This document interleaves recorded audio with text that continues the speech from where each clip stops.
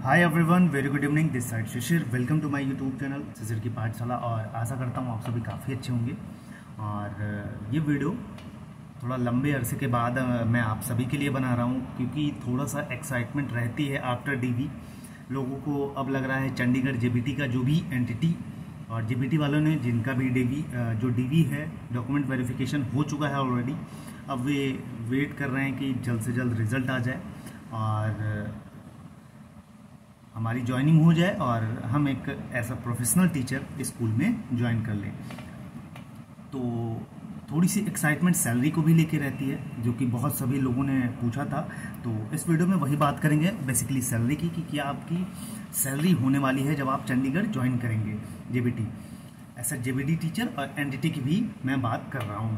तो चलिए स्टार्ट करते हैं। बिल्कुल बेसिक से, बिल्कुल सिंपल तरीके से बताऊंगा। एक एक्सपेक्टेड क्या मतलब, थोड़ी बहुत डीए वगैरह जो है वो चेंज होते रहते हैं गवर्नमेंट के अकॉर्डिंग, तो वो थोड़ा बहुत डिफरेंस आ सकता है सैलरी में। लेकिन मोटा मोटा अगर एग्जैक्ट कहूँ तो मोटा मोटा उसी के आसपास आपको जो सैलरी है वो मिलने वाली है।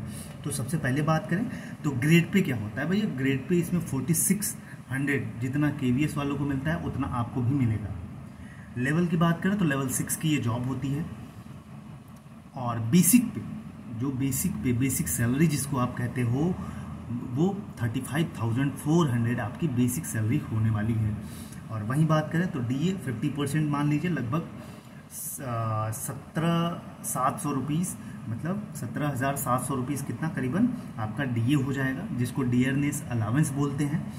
टीए जिसको ट्रैवल अलाउंस बोलते हैं, वो लगभग आपको 1800% मिलेगा, 1800 रुपये मिलेगा। ये परसेंटेज चेंज होते रहते हैं, ठीक, इसको थोड़ा सा याद रखिएगा आप लोग।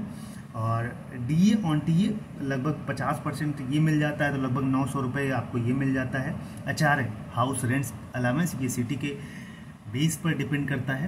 तो आपका किस सिटी में कैसे जगह पे है तो उसके ऊपर डिपेंड करता है। तो 20% आपका लगभग जो है हाउस रेंट अलाउंस, जिसको एचआरए कहते हैं, 7,080 करीबन क्या मिल जाता है आपको, एचआरए मिल जाता है। तो टोटल मिला के जो ग्रॉस सैलरी, जिसको जीएस या ग्रॉस सैलरी आप बोलते हैं, लगभग 62,880 रुपये के करीबन आती है। मतलब अगर मैं कहूँ मोटा मोटा तो 63,000 रुपये करीबन ये ग्रॉस सैलरी होती है। अब अगर नेट सैलरी, जिसको नेट सैलरी हम कहते हैं भैया, तो जिसमें टीडीएस वगैरह सब कुछ कट पिट के जो आपके अकाउंट में आता है पैसा, उसकी बात करें तो लगभग 53,720 रुपीज़ जो है वो आपके अकाउंट में आएगा। ठीक है, जो सब कुछ कट पिट के आता है पीएफ वगैरह में, जो एनपीएस वगैरह सब कुछ कट के आपका जो पैसा आएगा वो 53,720। ग्रॉस सैलरी का मतलब बस इतना समझ लीजिए, सब कुछ जोड़ के बिना काटे पीटे 62,000 मतलब लगभग 63,000 रुपये आपकी सैलरी बनने वाली है। और अगर कट पिट के, जिसको हम कहते हैं पीएफ वगैरह में जाता है, टीडीएस वगैरह, एनपीएस वगैरह और कुछ वेलफेयर स्कीम्स में पैसे कटते हैं, तो वो सब कट पिट के आपकी सैलरी लगभग 53,720।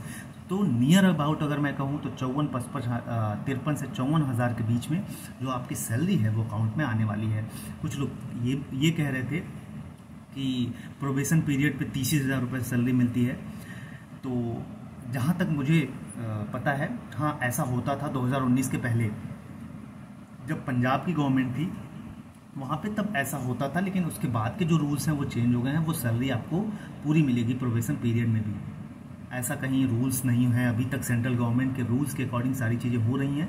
तो मुझे तो नहीं लगता कि ऐसा कुछ होगा कि 30,000 रुपये प्रोबेशन पीरियड में मिलेंगे, अगर कोई ऐसा कह रहा है तो।